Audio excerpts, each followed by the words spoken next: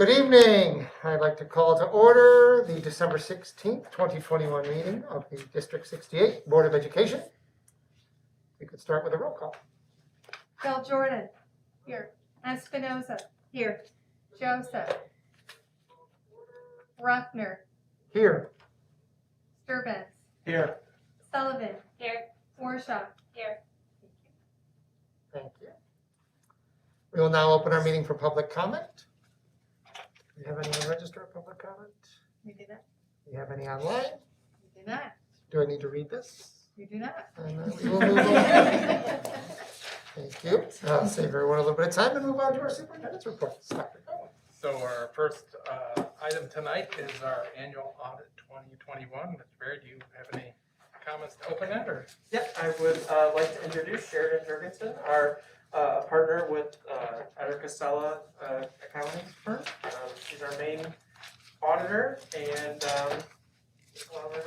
Would you like a podium to put your stuff on? I think I'm good. We look right sorry, there. I didn't even. Oh, it's really not either way. There you go. Looks more comfortable that way with that. Yeah, no, thank you, I appreciate it. Yeah, hi, my name is Sheridan Jurgensen. I'm one of the partners at Casella and Company. I just wanted to take a few minutes of your time and just go through the audit report. And please just stop me or ask any questions that you have. I just wanted to point out a few things in the audit report and anything you guys might have to go through. So the first thing in the audit report that I just wanted to address is that what you see in the PDF is a draft. However, you do have the finals. I just wanted to let you know, as far as the draft, we were waiting from the federal government for information on the new ESSER monies and how we were supposed to test them. And that did not come out until about 2 weeks ago. So that was the delay in getting that to you, but we got the finals out. I believe we got them today. Everybody's got a copy of the final, and the final was updated online in the board book. Oh, perfect. Oh, So- perfect. Okay, I was gonna say, there's no difference between the two if you were looking at them, so. I also wanted to just say that the audit went very smoothly. I just wanna thank Ryan and the rest of his staff. There's a lot of information that we need for the audit, and we just appreciate getting all that information, being available for questions, et cetera, so that we can get the audit done timely for you. Just a few things in the audit report. The first thing in the audit report on page 1 is our opinion. And that's really the most important thing in this audit report. It's an unmodified opinion, which is the best opinion you can have. And so really what it's saying in there is all the testing we did, everything that we looked at, that we felt the financial statements were free from material misstatement. It also talks in there about internal controls. And we spent a lot of time looking at internal controls. And we not only look at your written policies and procedures, which is important, but we also sit down with the people who are processing the transactions, making sure that they're following those. We had no issues, no findings as a result of that. I did want to just point out a couple things then in the financial statements. So the next section in the audit report, which is on page 8, is MD&A, which is management discussion and analysis. And I would recommend that as a board, if you read nothing else in the audit report, that you read that section. It's just a quick narrative on what happened during the year and some variances and explanations for those. Then in the audit report, there's 2 sets of financial statements. The first one is government-wide, which starts on page 12. We're required to report this. We don't really spend a lot of time discussing it because it's a more long-term outlook statement. So it has your long-term debt, net pension liabilities, a lot of things that you're not dealing necessarily with on a day-to-day basis. And then the fund financial statements start on page 14. And I did want to point out on page 16 and 17, which shows your revenues and expenses by each fund. At the very bottom of page 17, the second line up, you'll see there was a fund balance adjustment for $26,000. This is due to a new standard that came into play this year. All of your activity funds are now required to be in the education fund. And so that's the adjustment that we had to make to bring those in. Nothing changes internally on how they're tracked, etc., but for external purposes, they now show up there. Then the rest of the audit report are the footnotes, which just give a lot more detail on the numbers and policies, procedures.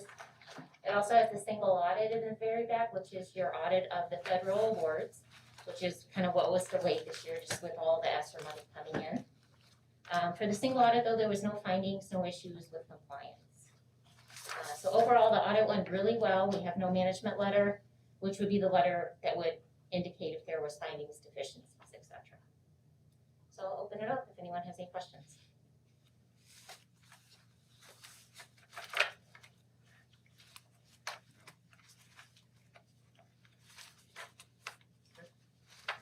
No.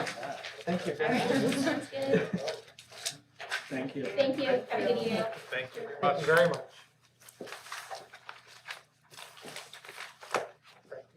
All right, so on to our second item, which is our return to learn update, as well as I have a few ad hoc updates to share as well.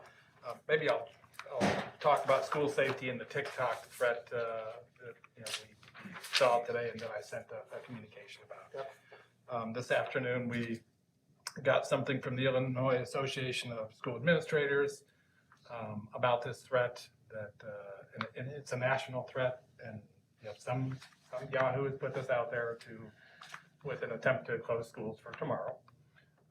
There is no specified threat for Skokie or any particular area or region. We know FBI and police are monitoring and trying to track down the identity of the individual.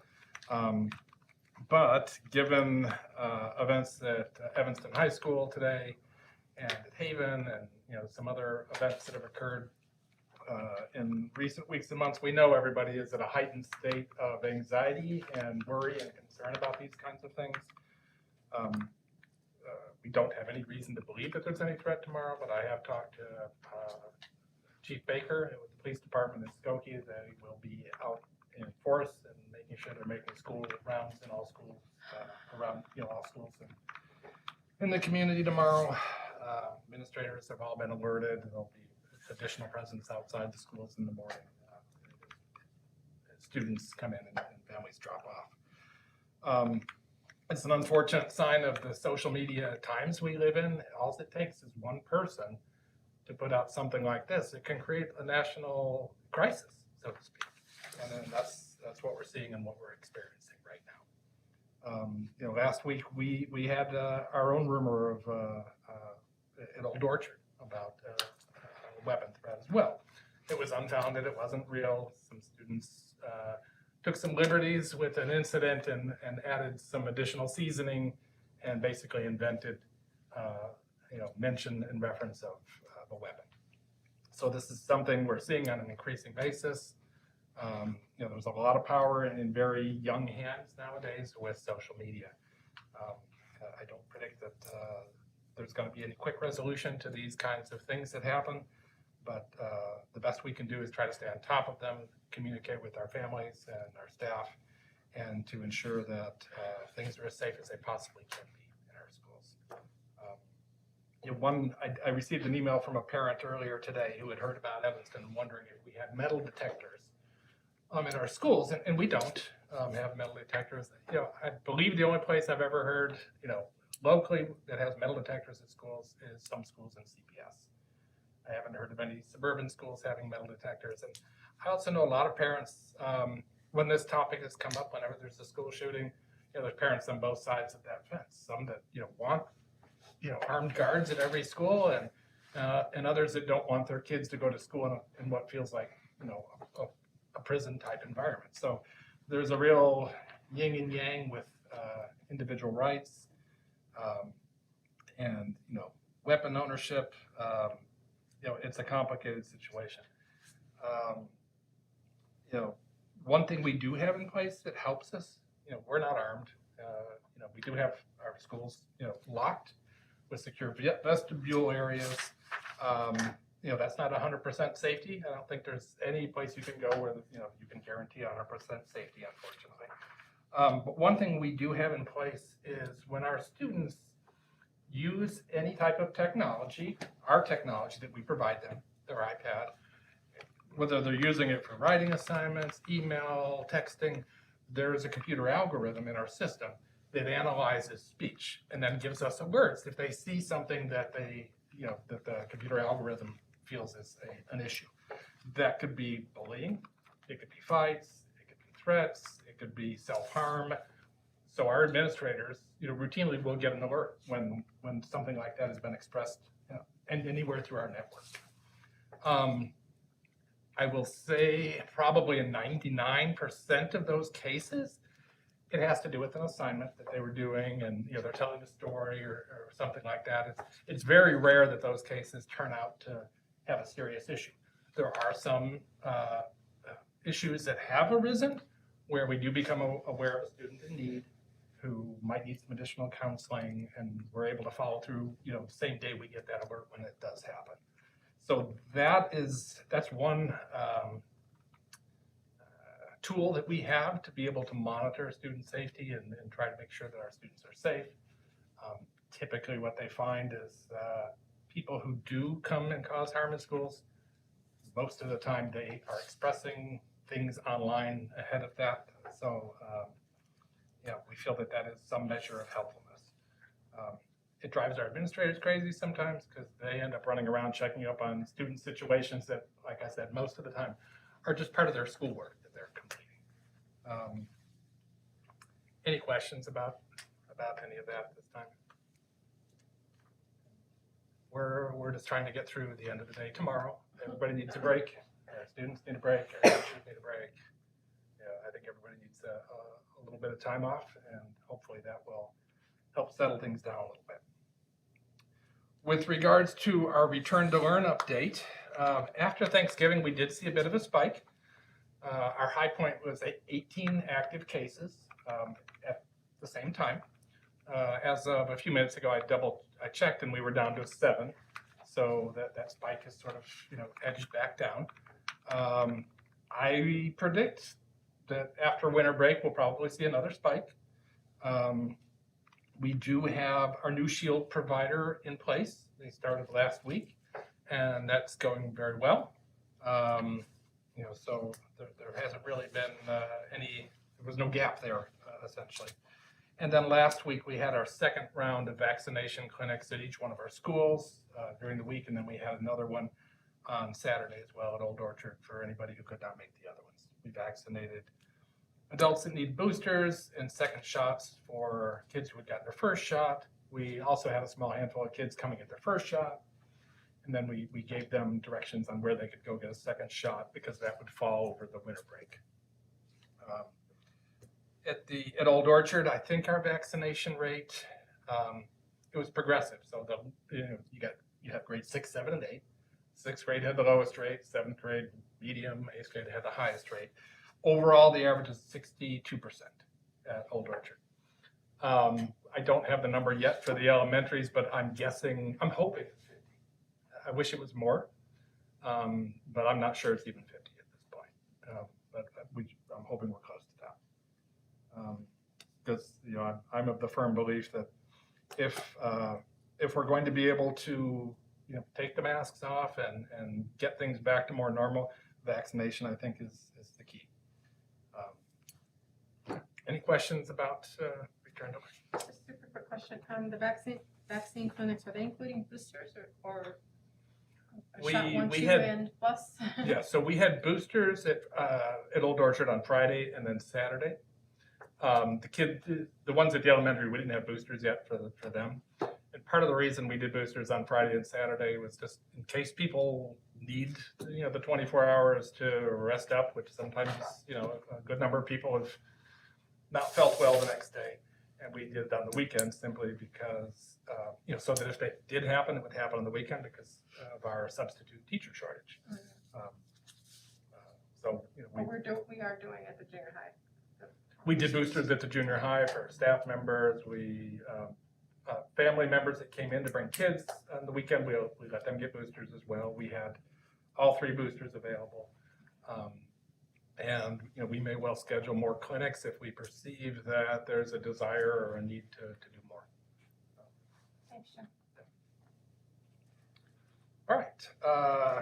Next update is about Old Orchard. this last Monday evening at the Evanston District 65 board meeting. Chris Robinson, one of our assistant principals over at Old Orchard, was approved as a new principal at Oakton School in Evanston, and he's starting in January. So he'll come back and be with us for a week before he's off to his first principalship in Evanston. They ended up with an opening caused by, I believe, some COVID-related issues, and they needed somebody to step into that as soon as possible.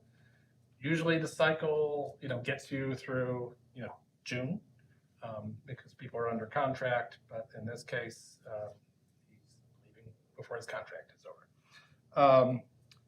I have talked to a former administrative colleague in 2 separate districts who's had extensive elementary experience and junior high experience as a principal. Rene Carranza is his name, and he's been retired for a couple of years, but he has agreed to come back and serve as an interim assistant principal, working with Greg and Allison for the remainder of the year.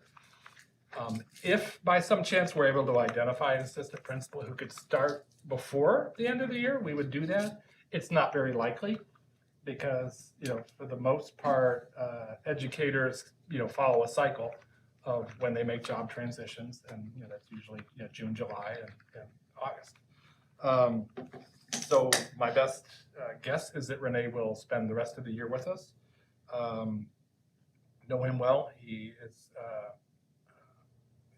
was a great principal across several schools and several states, and both at the elementary and junior high level. So we'll be covered there for the remainder of the year for that opening there. And we will be posting the assistant principal job shortly, and starting interviews probably, they'll be ongoing as they come in, I guess, because like I said, I don't know how many people will apply immediately at the moment. So potentially by the end of January, we'll be doing some first round interviews. And then you may have seen the school communication that came out today from Mr. Berry. With changes to school breakfast, as you may be aware. We have sent breakfast food home at the end of the day with kids. It is a COVID mitigation measure. That was a waiver that the federal government had provided. It was one less opportunity for kids to take masks off and be in a communal eating environment. That waiver is over at the end of December. And when we come back, breakfast will be, in person again at school, before school in the morning.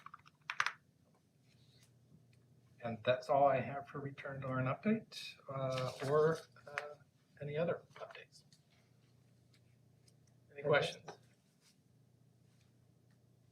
We're good. Thanks, Jim. Thank you very much. All right, we move on to a reading and acceptance of minutes. I call for a motion to approve the minutes from the November 18th, 2021 Board of Education regular meeting. Second. Espinoza. Yes. Bruckner. Yes. Sturban. Yes. Sullivan. Yes. Warshaw. Yes. Bell Jordan. Yes. Thank you. I believe one gavel. Motion passes. The consent agenda is our next item of business. Does any member wish to remove any item for separate consideration?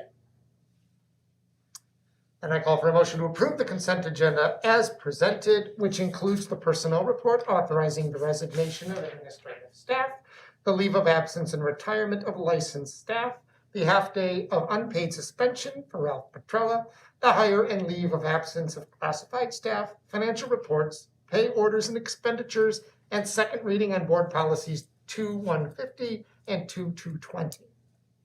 So moved. Second.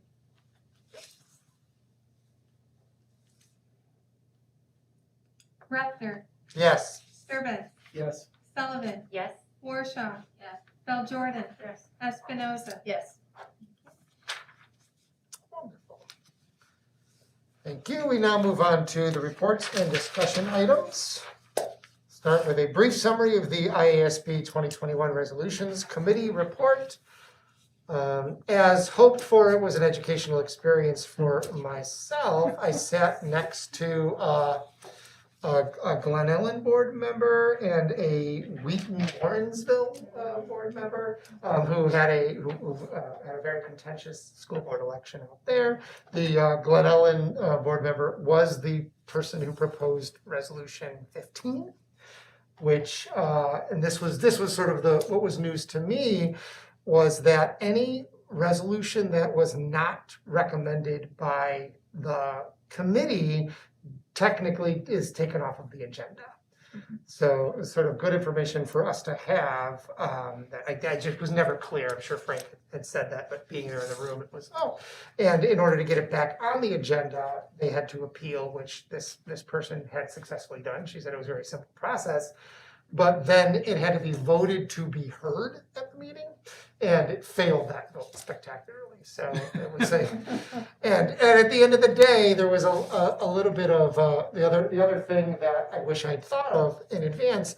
We had those couple issues that we were a little bit on the fence for, and the way the process works is they have Robert's Rules of Orders are in play. They literally had a 4-H student get up at the beginning and explain to us why parliamentary procedure is the best way to run a meeting, and mention gavel rules, which is what prompted me to Google them. One tap can mean be seated or the meeting is over, so interpret it as you will. The procedure then included pro and con comments needed to be alternated as long as there was enough of each position in order to speak. But it made me think as I'm sitting there listening, especially to the student safety, which was, I think, the longest debate, and it was 22 minutes, that nothing else was discussed that long. We were hearing these pros and cons, but I know as a board member, as the board representative, I'm there with our vote. I'm not there with a flexible vote. I'm not there to be convinced by one of these people. So it was just sort of something to think about that we might build into how we vote on those next time, if it's something that we're willing to let the delegate, make up the decision in the room, because I'm not sure how much of that is swayable, or if the committee is really, the committee's clearly picked their agenda. That agenda did not universally pass, as the board knows. I passed along those results, and I think not everything that got voted on passed, but it was a fascinating experience just to watch how that all plays out. And then, of course, we know it's really just the tip of the iceberg. That is simply a vote for a position to be handed to a lobbyist they follow that line. I compared it to those of you in fantasy baseball leagues picking a prospect after their 4th grade baseball game. If you can predict that you're going to see that person in 10 years, that's a little bit of what we're doing in that meeting. But overall, I took a lot of notes, none of which I'll pass on in this meeting. And easily the largest portion of the meeting was taken up by the technology of the app we were using to vote on. We started almost a full hour late. And you can just imagine it was literally like a room of my parents trying to figure out how to use the internet. We can't hear, we can't see it, it's not coming up. That was a good hour of the experience, but it was wild to see the votes. Some of them were a little bit surprising, and it really was I think the fact that student safety got heard, which I think Frank had mentioned, it was not even something typically voted on. I now understand that was because the committee had never endorsed it. It was endorsed this time, and it was a 53% against 47% for. So that was a very close vote to allow trained armed people in school. There we go. And we shall move on to the school calendar draft. All right, so we have a draft of a calendar for next year. A couple highlights there. This year, or next year, I'm sorry, both Eid al-Fitr and Eid al-Adha, they appear to fall on weekends or during summer. So neither one of those appears as a day off of school. The challenge with those dates has always been determining when they really are, because they're hooked to a lunar calendar and they're not really finalized. until, really right up when it happens. So there have been years where we have, picked the day based upon the best estimates that were given by the Muslim community, and then sometimes it doesn't actually happen on that day. In those instances, or for families who celebrate any religious holiday for more than one day, they have the option to have a religious absence that does not, doesn't work against them, and that counts for both staff and students. New update here is the Illinois legislature is now mandated that school not be in session, not even for a teacher institute day on the November election day. So this next year, that is a full day off. And the assumption is going forward that that's going to be every election cycle.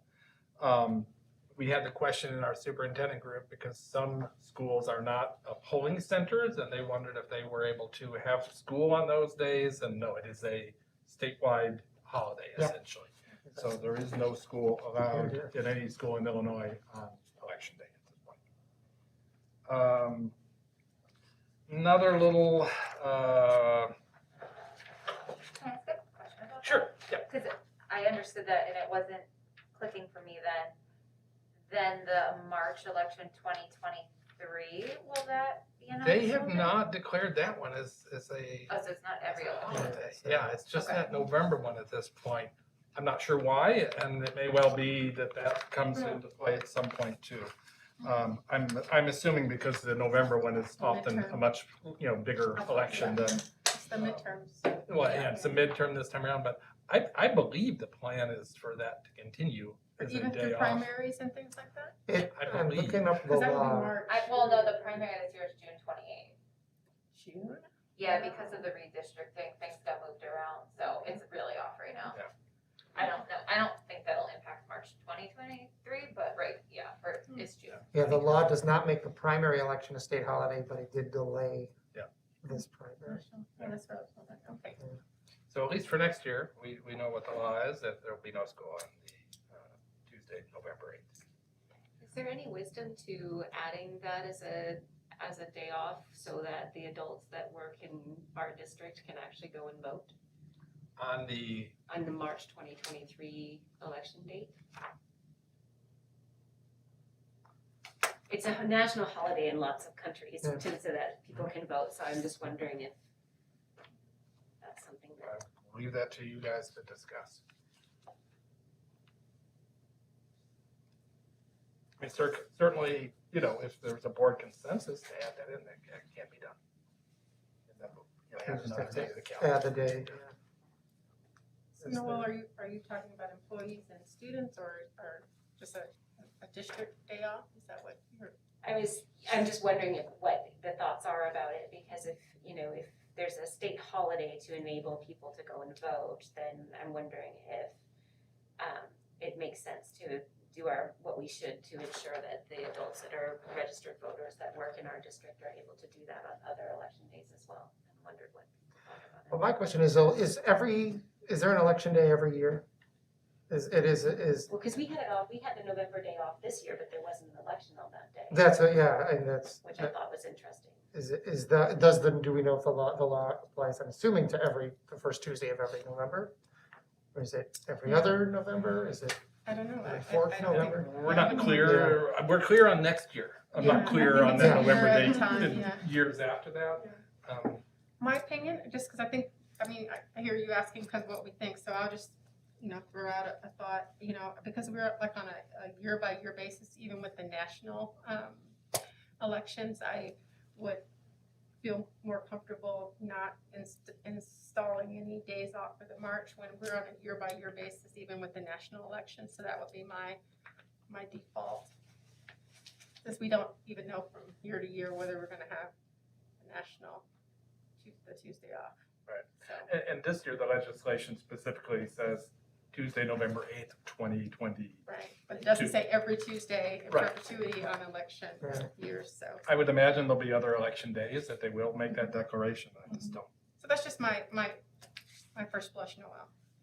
I think your question though is like, are we saying we're taking this day off because we value civic engagement, which is something like, for example, in the social studies Right. meetings we've been talking a ton about. So if we value it for that election, why wouldn't we for municipal, which is what March 2023 would be? And is that to say that that is less valuable than a national midterm election, right? Like that's the real question Right. to consider.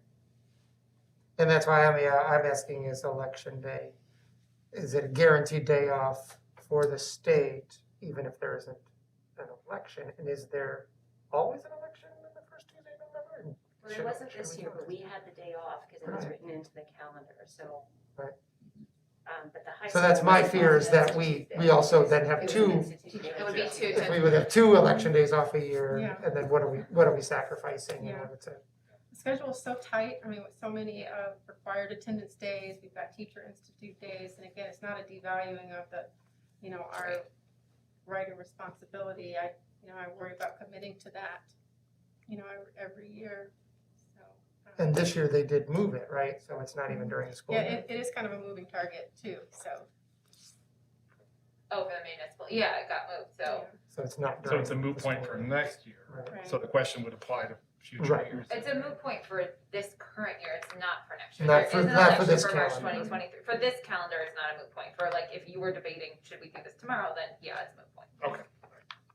I still think, that it's something that challenges, the calendar is challenged by a number of things already, and I wonder how we can balance the recognition of our civic responsibility with just the number of days that we have to have for our students. And I'm not sure I would be comfortable right now saying we should. So again, I'm just thinking out loud right now. I don't know about the others. My yes and to that is, I cannot find if there is a general primary for March of 2023. Is that set in a timely enough manner for us to vote it into the calendar? Or is it I don't think we want to start the school year not knowing, but I presume we know by September, will we know in time to vote on this calendar? And I know Noel's asking a philosophical question Yes. as much as a pragmatic one. And I'm very torn on the ideological part, and that, there are options for us to vote before and after work. Historically, we've been closed because we were a voting site. And the law I has mean, just it was a recently student changed. safety issue that Right, we the were law has just closing. recently yeah. changed that we're closed regardless, but, so many schools in our township have been open on election day. And so I'm torn ideologically, but I feel fairly strongly and pragmatically that I'm not sure that's something that, Even though that we're probably, going to have that final calendar approved in January, we can modify that calendar. We have in the past. Yeah. If we find out in March or April or May or June or July that there's something, we can still modify the calendar at that point. And I think it's far enough out that it's not an imposition necessarily to families. so we can see what happens. We do it every year because we don't know what the snow days are gonna be. We plan for certain days, so. That's what I was wondering too, is like, is it a possibility, for instance, like we plan those snow days, so we already have the possibility that work is gonna extend there. Would it be a possibility to make that decision if we didn't, because we usually use those in January, it's rarely in February. Would there be a possibility to think about, just as a board, like using one of those snow days to make up the day that would be given for an election day? We just, bottom line is if we declare that that's gonna be a day off, we just would have to add a day to the calendar anyway. So it would kind of automatically be added there Right. without using one of the emergency days. And then we'd still have 5 emergency days that would have to be there by the calendar laws.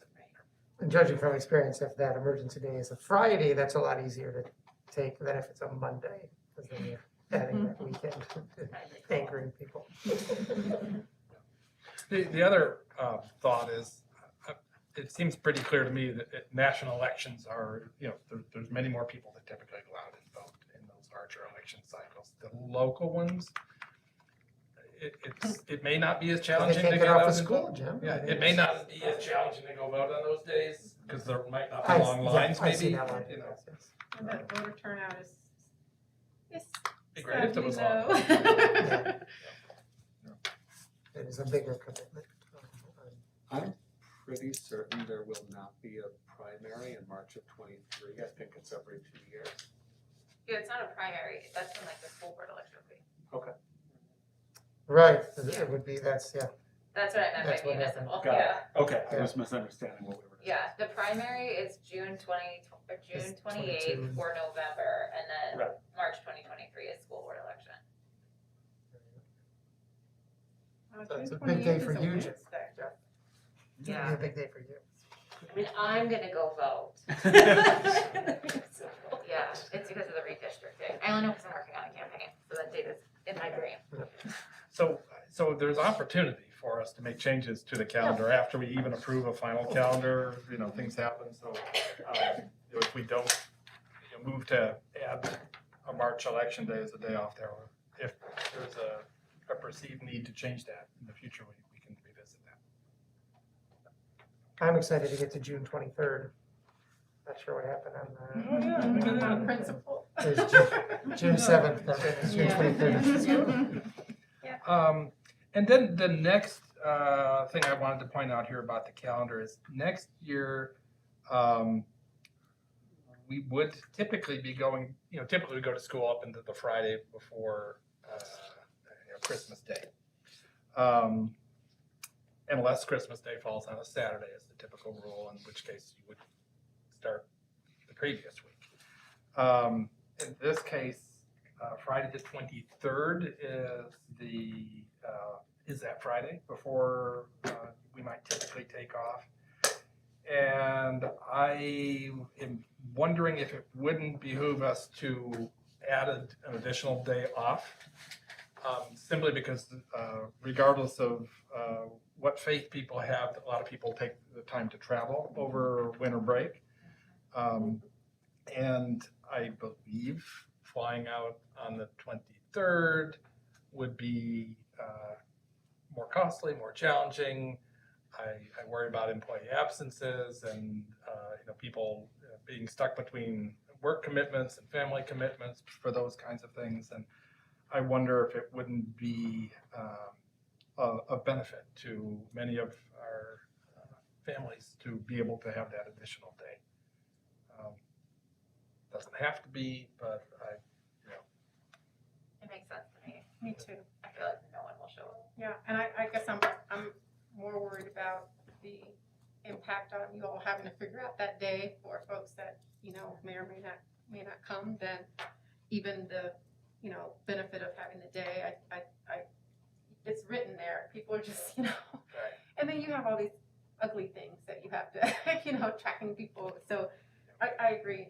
I agree, Annie. I think it makes sense.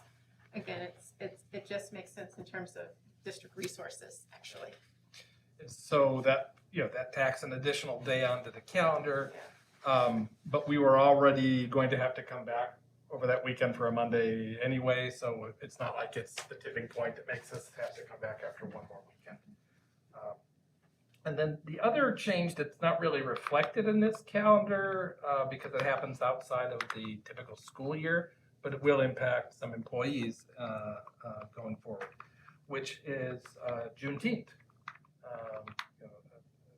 That is now a Illinois holiday, and kids and teachers aren't working during that time, but we have a handful of administrators and other 12-month staff and some 11-month staff that also work on that day.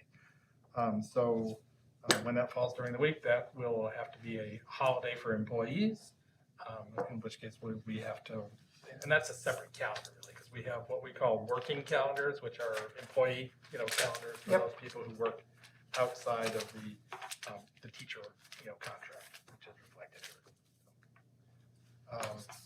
All right. I have just a quick clarification question. Yep.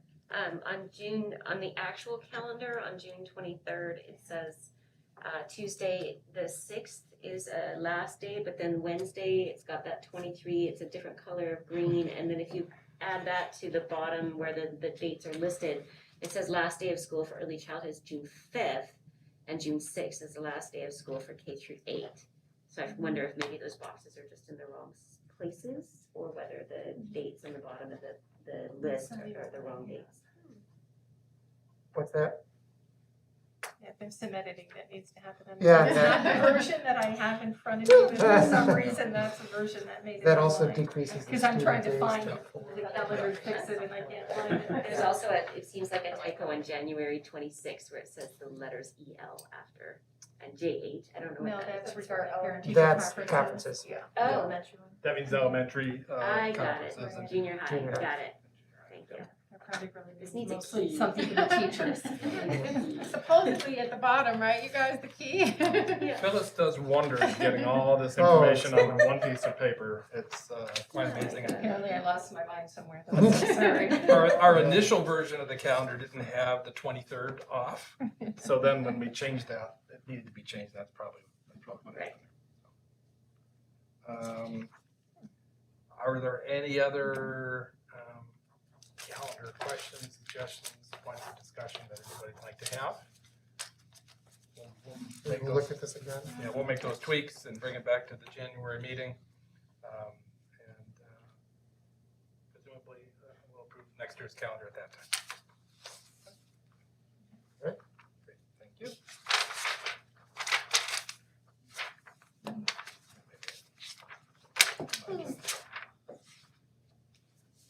And next up is Board of Education policy, first reading. 5 of them. okay. The major powers of the school board, that sounds really. So we did have two policies that went straight to second reading that you approved in the consent agenda. The changes there being very minor. I think those were gender references that we had talked about a couple of board meetings ago. So as all of these policies come up, we'll comb through and fix those as we talked about before. And several of those updates are also here as well in these 5 policies that are here for first reading. The first one is powers and duties of the school board. The changes are relatively minor. They include the gender updates. That was something that we added. Cross references were added as well. That was done by the Illinois Association of School Boards Press Policy Service, who is the team of lawyers who takes the legislative changes and processes that, packages it, and prepares it into policy form for school districts. The biggest change here is there's language that puts responsibility for notifying the state superintendent and TRS if teachers are convicted of a felony. That becomes the responsibility of local school districts. So if we become aware of a teacher or TRS participant who gets convicted of a felony, we have to notify the state superintendent and TRS of that. Questions about that one? So just a quick clarification for 19 and 20.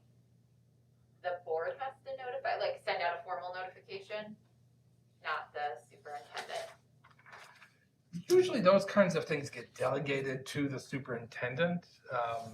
The language doesn't really describe it that way. That's certainly something that you should have an expectation that the superintendent would do. Do we want to clarify that, or like what the process would be, just to be safe? There are lots of policies where the TRS has to be notified by the district. And Okay. it's kind of the default that it's something that's handled by the board, the district. And so this particular item is what we're focusing on, but there's endless policy, right, Phyllis, that says that TRS or some other agency is notified, and it's by default by the district and not so much by the board, but on behalf of the board by the district. Is that fair to? Yeah. So this language, I guess I'm saying, Andy, this language is pretty consistent across other policy, Okay. and it's really never really more specific than, notifying who by whom, so. I'll say, and I'm knocking on Knock wood, is this wood? laminate wood or whatever it is, I have not had the experience of learning about a teacher committing a felony before and having to follow up and report that out in any way, and I'm hoping that it's not ever something I have to. But 19 is fairly specific now that I'm looking at it. It does say, exactly what you have to report, the name and to what extent, what the location of the court where the conviction occurred. I mean, that's some pretty specific language there. Yeah, I guess I'm just Yeah. wondering if it's like the superintendent drafts something, sends it to the board approves, like do you have to have a a meeting for that? Like, that's what I was wondering. No, you wouldn't. Okay, yeah. because it's like falls under, I mean, this is called, right, like the power of the board, so. When employees are hired and they're fingerprinted, they have to go through our system. I can't accept anybody coming into the district with fingerprints somewhere else. Right. They have to go through us. And the reason is that ties that employee to our district. So should they get arrested, should something happen, the state police would automatically send me a new set of fingerprints, alerting me to the fact that they've been arrested and being convicted of something. So that's how we get notified. Okay, At and which then point you would then notify the board? We would just domino effect it to the other notifications that have to Yeah, take we place. let the state superintendent know, we let you guys know. Okay, But it's not something that, it's not an action you guys actually would have to take. All right, the next one is policy 2.110.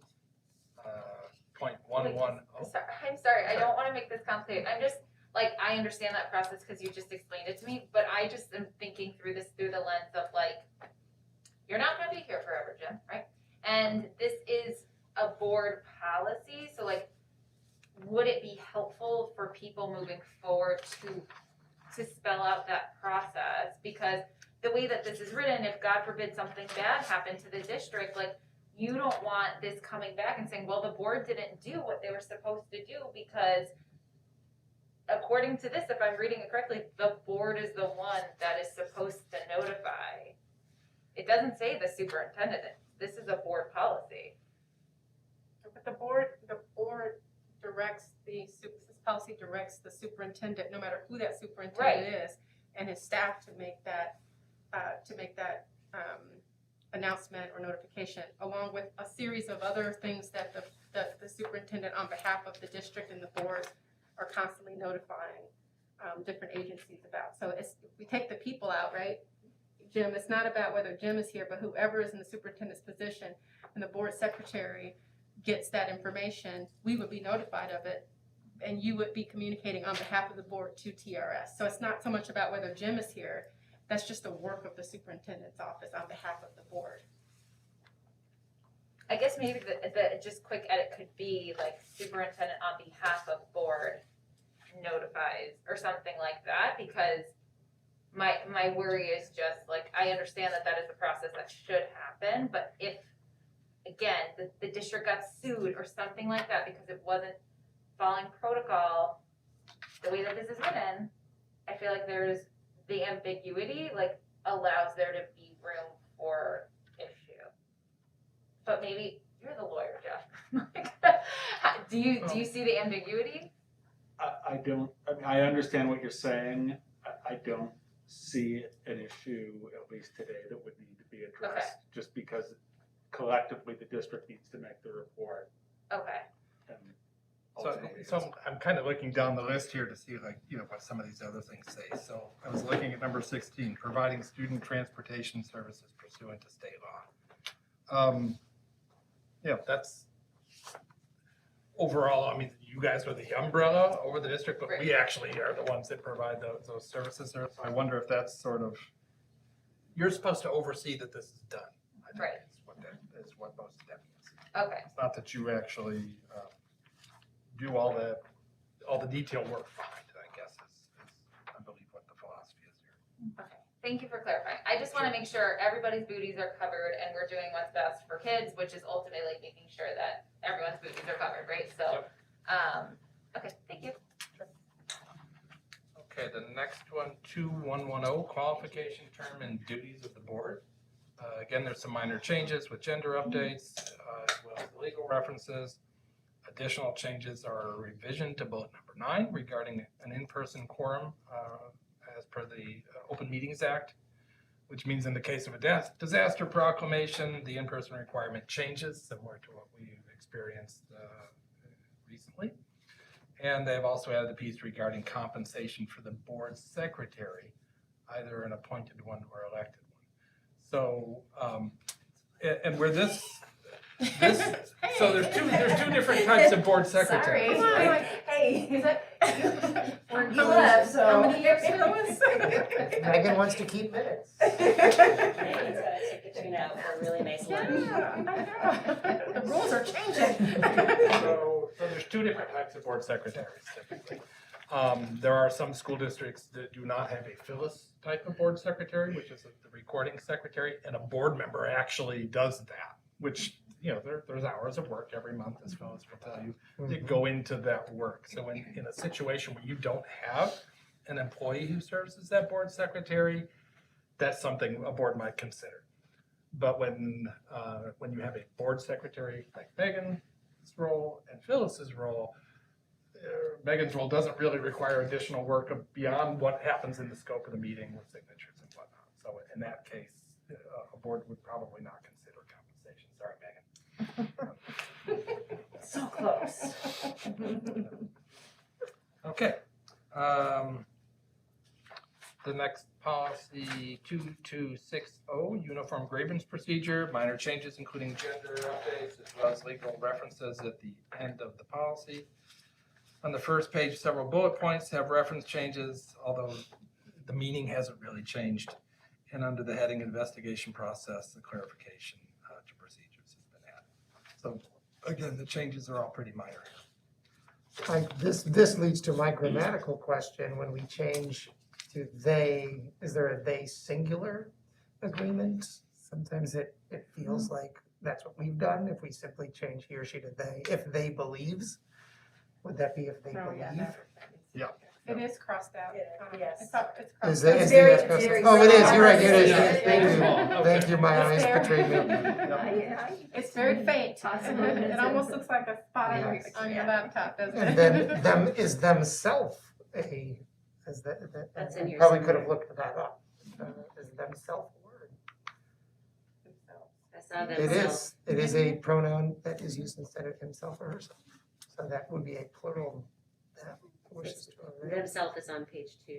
Yeah, and that is acceptable, and there doesn't require any agreement in that case. That was really more just conversation as we go into that.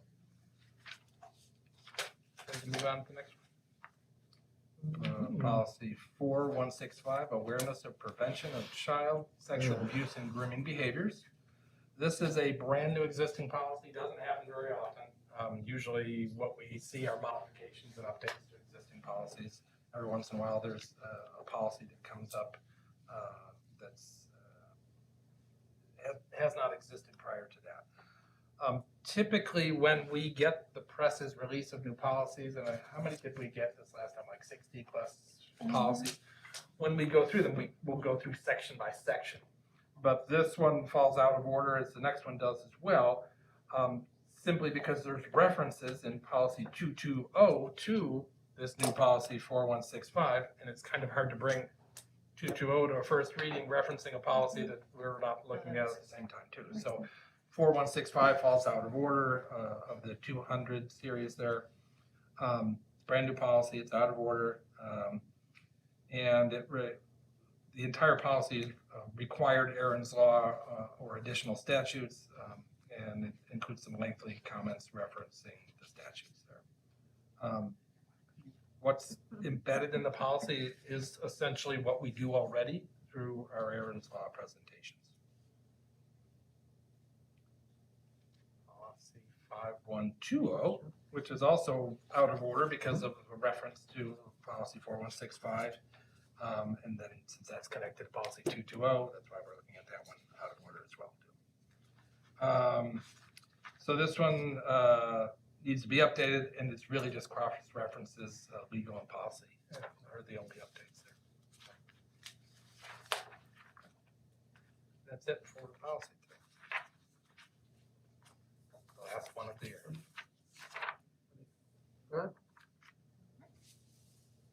Thanks, Jim. Thank you very much. I call for a motion to approve the following resolution authorizing the final tax levy for the year 2021. Be it resolved by the Board of Education of School District Number 68, Cook County, Illinois, adopt a tax levy resolution as follows. The sum of $21,250,000 for educational purposes and the sum of $3,500,000 for operations and maintenance purposes. The sum of $700,000 for transportation purposes and the sum of $90,000 for working cash purposes. and the sum of $250,000 for Illinois municipal retirement purposes, the sum of $525,000 for Social Security and Medicare purposes, the sum of $0 for fire prevention and life safety, and the sum of $200,000 for tort immunity purposes, and the sum of $1,500,000 for special education purposes. On the equalized assessed valuation of all the taxable property in School District 68, Cook County, Illinois for the year 2021, and to include the resolution authorizing reduction of certain fund levies for the 2021 levy year, and the truth in taxation certificate of compliance, dated the 16th day of December 2021. So moved. Second. This matches the levy presented in November. Along with the resolution is a certificate that we need to file with the county. Also, the resolution for reduction certain levies basically says the extra money that we ask for in the levy is anything that we don't get is only taken kind of off the top of the education fund. We get additional revenue in other ways of the education fund, and the main revenue sources for all the other funds are through our taxes, so we reduce just that one education fund in order to. The truth in taxation certificate it says that we're following the letter of the law and that we either have a hearing or don't ask for more than 105% of our levy from the previous year. We're only asking for 1.8% increase, therefore we don't have to have a hearing. And those are all the extra forms. Any questions? Sturban, Yes. Sullivan. Yes. Warshaw. Yes. Jordan. Yes. Espinoza. Yes. Rudner. Yes. Wonderful. We'll move on to the action item for the ESC HVAC equipment. I call for a motion to authorize Nicholas and Associates, Inc. to issue a construction contract to Carrier in the amount of $54,750 for heating, ventilation, and air conditioning equipment for the Educational Service Center. So moved. So we had a bid opening last week based on the information again presented last month about the HVAC system here at the ESC. We're doing it again in two separate bids. This one just for the equipment in order to make sure that we actually get it next summer with all the supply chain issues. An additional bid will be put out in January and will come to the board at the February meeting for the actual work and trades to be associated with that project.